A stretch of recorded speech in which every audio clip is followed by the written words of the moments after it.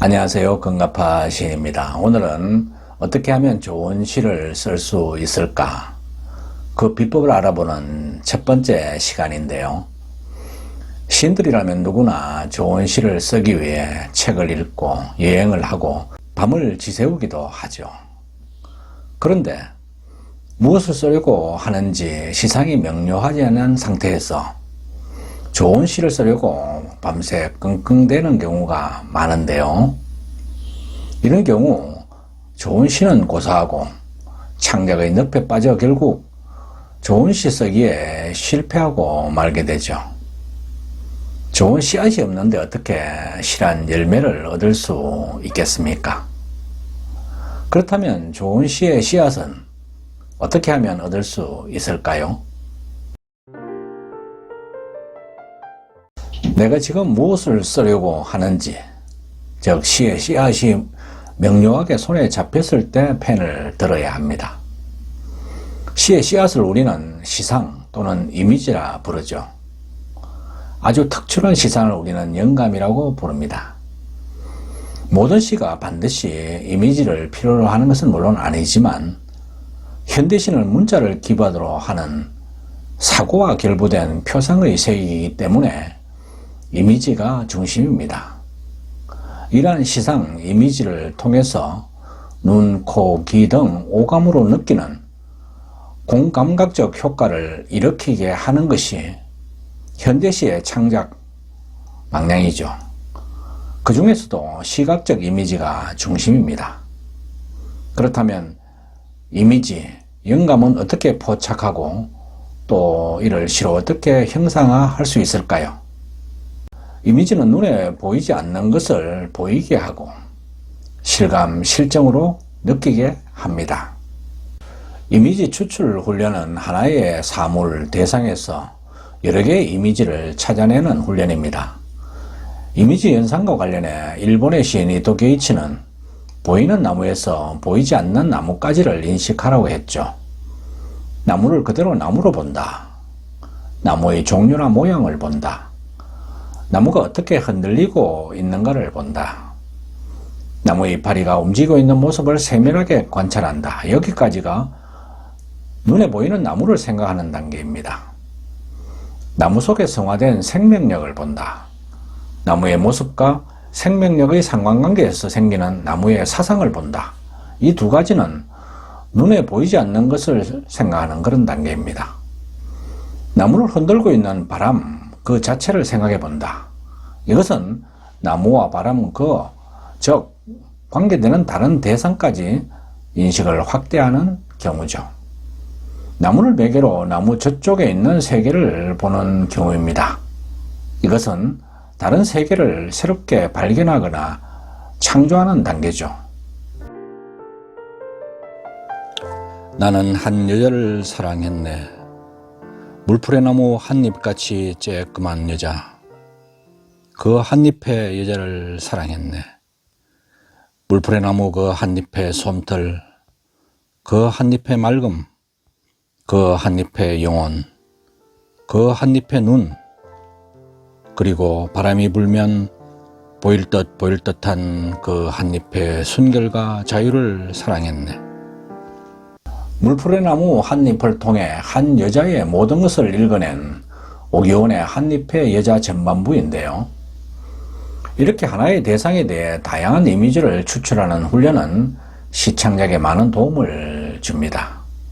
서울대 교수를 지낸 오세영 시인은 그릇에 대한 연작시를 70편이나 썼는데요.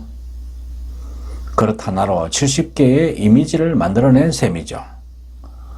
황동규 시인은 풍장 연작시를, 공강규 시인은 연작시 금강산을 썼습니다. 그렇다면 구체적인 이미지 추출법을 살펴볼까요? 첫째는 유사한 특징에서 추출하는 유추적 이미지입니다. 기차에서 길다는 이미지를, 마늘에서 촛불의 이미지를 발견하는 방식이죠. 마늘 촛불, 복효건, 삼겹살 함께 싸 먹으라고 얇게 저면해 놓은 마늘쪽 가운데에 초록색 심지 같은 것이 뾰족하니 박혀 있다. 그러니까 이것이 마늘 어미의 태 안에 앉아있는 마늘 아기와 같은 것인데, 알을 잔뜩 품은 굴비를 구워 먹을 때처럼 속이 짠하니 코끝을 울린다.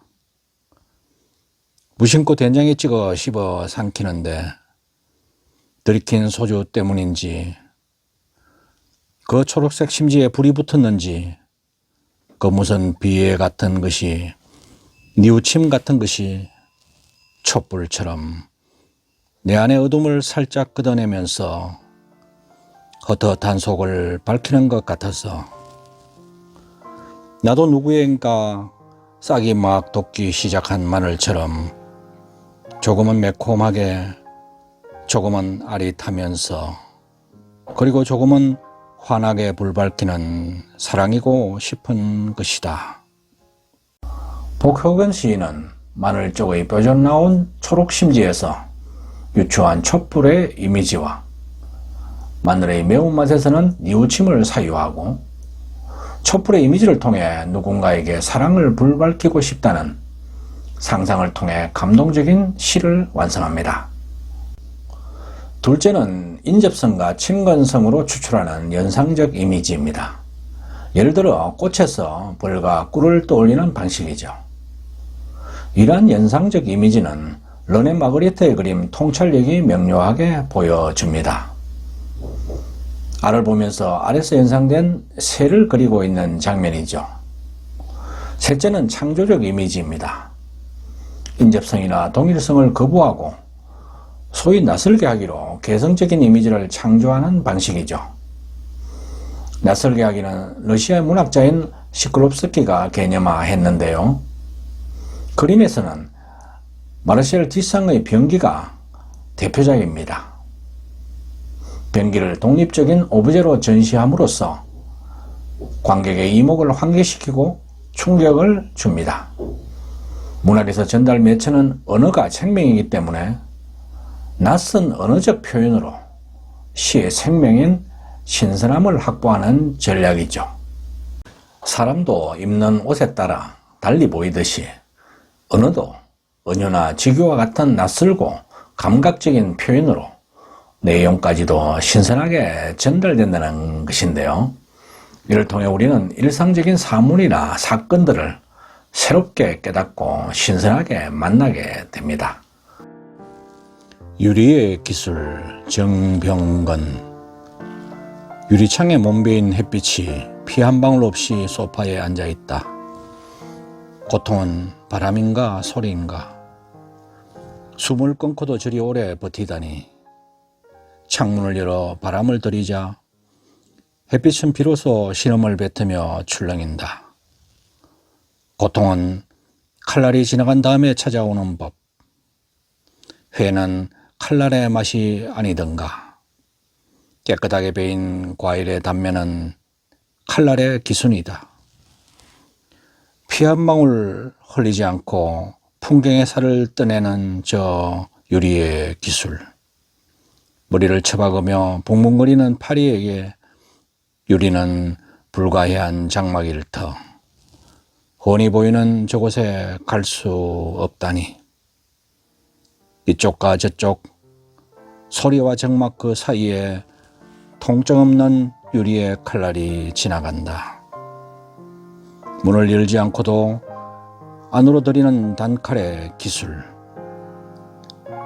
바람과 소리가 없다면 고통도 없을 것이다. 정병건의 유리의 기술이란 작품인데요. 유리의 칼날 이미지와 유리창의 고립 속에 아우성치는 피투성이 햇살의 대립이 무척이나 낯설고 감각적입니다. 표현 이미지가 팽팽한 긴장을 일으키는 낯설게 하기에 전형적인 작품이라 할 수 있겠는데요. 낯설게 하기는 골똘한 생각 속에서 새로운 창조를 하는 것이기에 힘은 들지만 그만큼 창조의 환희가 크다겠습니다. 낯설게 하기는 대중의 이목을 집중시키는 광고 카페에서도 적극적으로 활용되고 있는데요. 광고 카피 창작에 적용되는 몇 가지의 표현 기법을 살펴보면 첫째, 생생하게 와 닿도록 구체적으로 표현하라입니다. 잘생겼다는 상투적인 표현이 아니라 장동건을 닮았다처럼 구체적으로 표현하라는 것이죠. 이를 시창작에 적용하면 직유나 은유 등 비유를 통해 구체적인 이미지로 보여주라는 것입니다. 또 다른 기법은 디자인은 제목을 설명해서는 안 된다는 것인데요. 이를 시창작에 적용하면 본문이 제목을 설명하는 쪽에서는 좋지 않다는 것입니다. 또 반복이 때로는 효과 만점이라는 원칙도 참고할 만하죠. 스토리보다는 느낌을 팔아내는 기법도 창작에 도움을 줍니다. 설명조의 진술보다는 묘사를 통한 이미지 제시가 독자의 정서를 흔들고 여운을 길게 끈다는 뜻이죠. 마지막 5초의 반전을 노려라라는 기법도 중요합니다. 그렇습니다. 시에서도 후반부의 반전이 시적 효과를 극대화하니까요.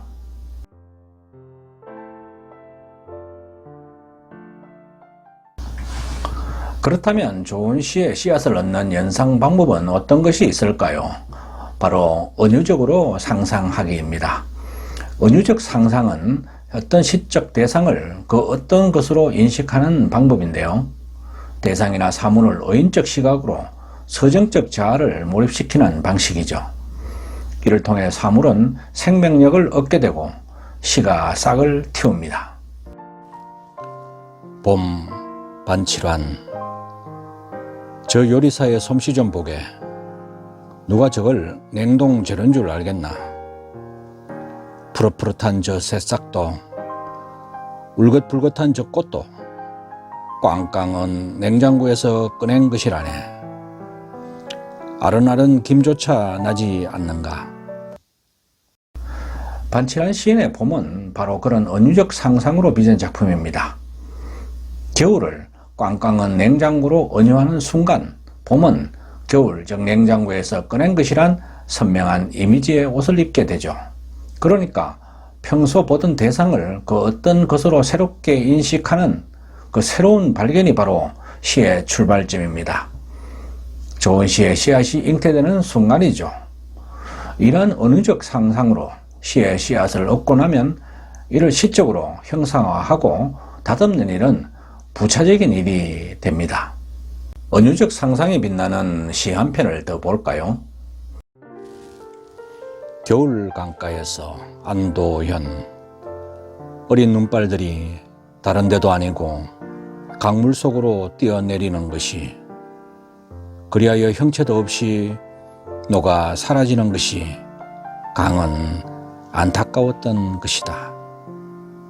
그래서 눈발이 물 위에 닿기 전에 몸을 바꿔 흐르려고 이리저리 자꾸 뒤척였는데 그때마다 세찬 강물 소리가 났던 것이다. 그런 줄도 모르고 계속 철없이 눈은 내려 강은 어젯밤부터 눈을 제 몸으로 받으려고 강의 가장자리부터 살얼음을 깔기 시작한 것이었다.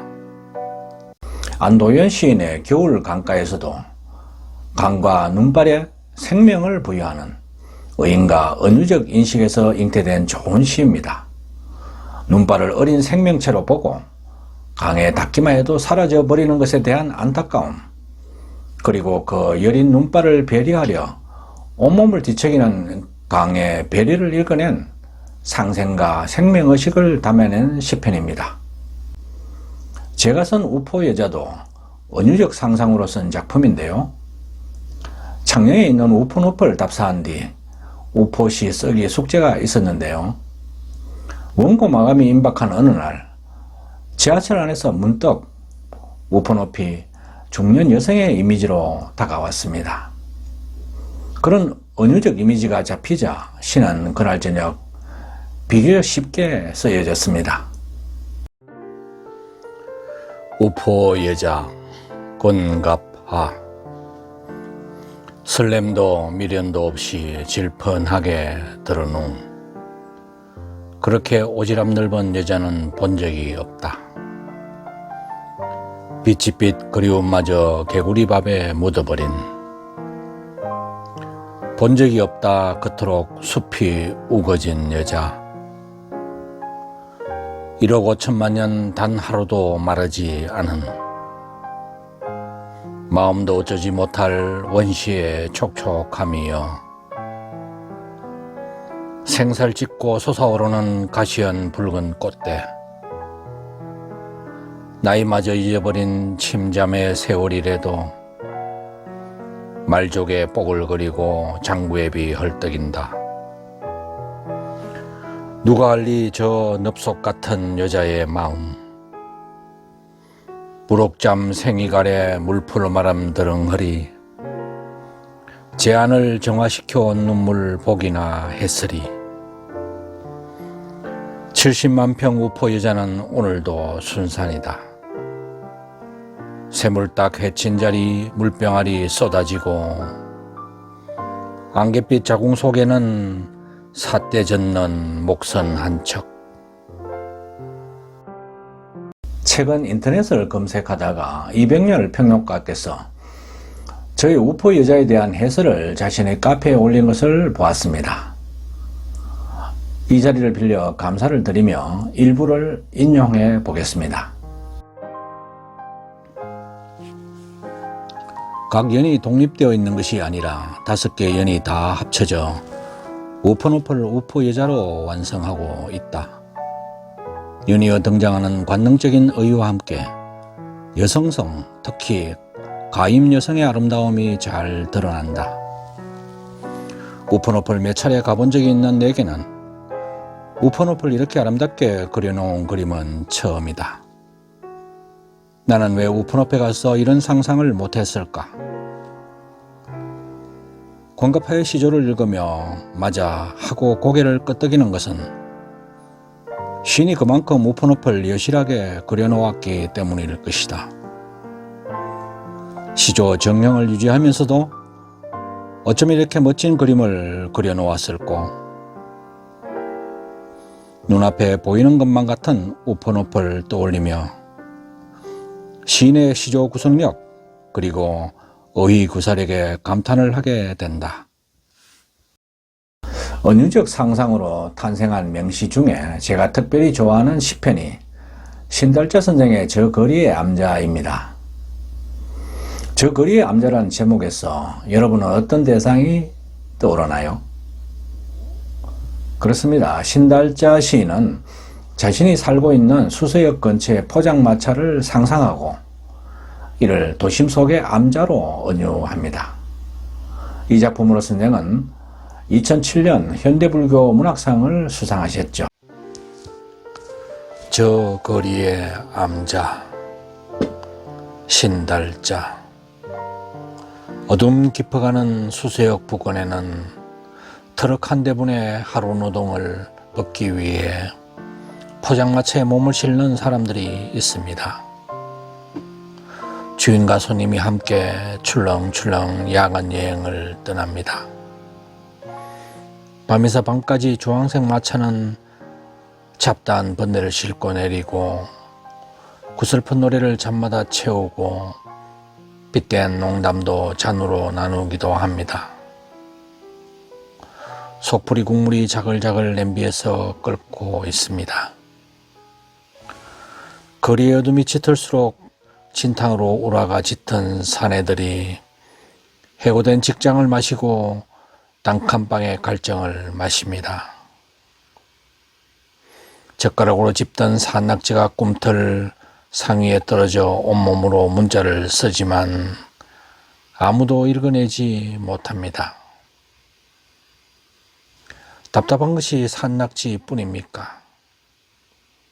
어쩌다 생의 절반을 속임수에 팔아넘긴 여자도 서울을 통째로 마시다가 속이 뒤집혀 욕을 개어냅니다. 비워진 소주병이 놓인 플라스틱 작은 상이 휘청거립니다. 마음도 다리도 휘청거리는 밤거리에서 조금씩 비워지는 잘 익은 감빛 포장마차는 한 채의 묵묵한 암자입니다. 새벽이 오면 포장마차 주인은 밤새 지은 암자를 걷어냅니다. 손님이나 주인 모두 하룻밤의 수행이 끝났습니다. 잠을 설치며 속을 졸이던 대모산의 조바심도 가라앉기 시작합니다. 거리의 암자를 가슴으로 옮기는데 속을 후려치는 하룻밤이 걸렸습니다. 금강경 한 페이지가 겨우 넘어갑니다.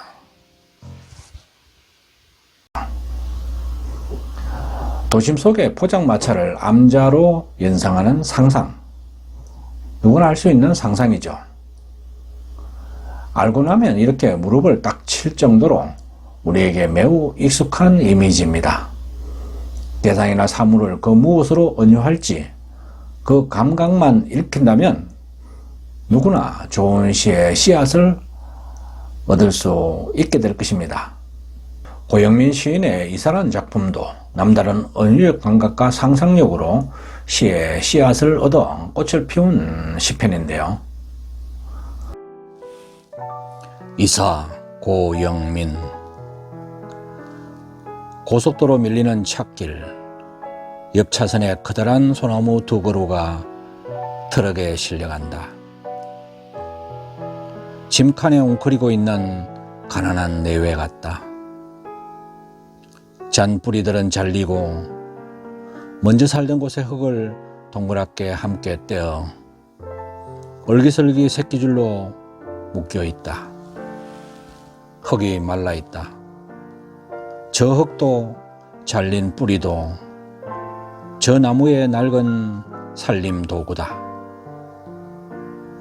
어디로 옮겨 심어질까? 그 은근 어느 곳에 뿌리를 내릴까? 가재도구를 정리하고 어디에서 늦은 저녁밥을 지어 먹을까? 바로 조경용으로 트럭에 실려가는 나무를 보고 살림 도구를 싣고 이사를 가는 어느 가난한 가정을 떠올린 은유적 상상의 시편입니다. 이런 시편들에서 알 수 있듯이 비유나 상상의 시적 대상이 결코 먼 곳에 있는 것이 아니라 바로 우리 주변, 일상 속에서 건져 올린 것임을 알 수 있죠. 실제 우리는 생활 속에서 은유적 표현을 일상화하고 있는데요. 마음이 어둡다, 교실이 전쟁터다, 세상이 밝아진다 등이 모두 그런 은유적 표현들이죠. 은유적 상상은 광고 문구에서도 많이 볼 수 있는데요. 음식이 숨을 쉰다, 가구는 여자예요 등이 바로 그런 은유적 광고 문구라고 하겠습니다. 아이들이 많이 하는 은유적 상상 놀이도 시창작에 도움이 됩니다. 우리 엄마는 기린이다. 왜? 목이 기니까. 낙엽은 부끄럼쟁이다. 왜? 색깔이 붉으니까. 이러한 상상놀이죠. 생각 이어가기도 은유적 상상력을 향상시켜줍니다. 목련꽃에서 팝콘, 잎, 웃음, 희망 등을 떠올리거나 봄바람에서 살금살금 고양이 발걸음, 숨바꼭질, 술래 등을 연상하는 감각이죠. 시가 궁극적으로 지향해야 할 영역은 동일성과 유사성의 세계입니다. 그렇지면서 은유적 상상력은 현대시가 시로서 존립하기 위한 마지막 보루라고 하겠습니다. 은유적 상상으로 튼실한 시의 씨앗을 획득하고 이를 토대로 공감과 전율을 일으키는 좋은 시를 많이 창작하시기 바랍니다. 시 창작의 10계명, 그 첫 번째 주제로 은유적 상상과 좋은 시의 씨앗이 명시를 낳는다는 여기까지입니다. 아직까지 건가파TV를 구독하지 않으신 분은 지금 바로 붉은색 구독 버튼과 좋아요, 엄지척, 그리고 종 모양의 알람 설정을 해주시면 감사하겠습니다. 끝까지 시청해 주셔서 고맙습니다.